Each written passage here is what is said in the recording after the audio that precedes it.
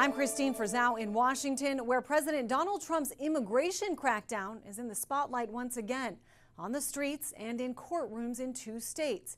At the heart of these legal battles is the question over how far the president can go to try to enforce his agenda on both crime and illegal immigration, and whether his strategy can involve military troops in states that don't want them.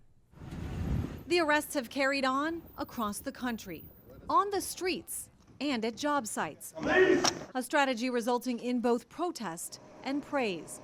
A New York Times Siena poll finding that while a majority of Americans support deporting immigrants living in the United States illegally, a majority also say Donald Trump's actions on immigration enforcement have gone too far.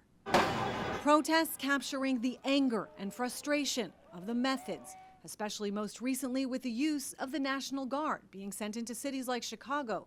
Leaders there have called it unlawful and unnecessary. Armed, masked men showing up with Black Hawk helicopters, sticking guns in the faces of Black women, zip-tying Black children, putting immigrants in one van, putting Black folks in another van. This is not what builds safety. The Trump administration, though, celebrates what it refers to as hunting down and finding the worst of the worst. Over the last 9 months, sharing photos of some of their arrests. Among them, gang members, child sex offenders, and convicted murderers who had been released into the United States. If we have to do it the hard way in Portland and Chicago, we will.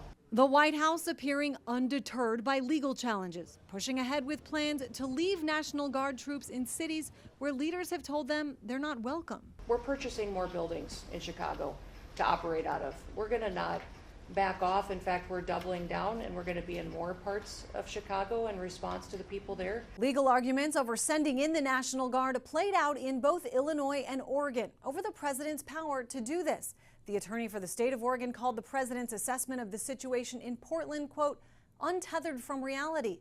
An attorney for the federal government called the protesters there violent people, saying there's a risk of far more violence if they let their guard down. I'm Christine Frizzau reporting.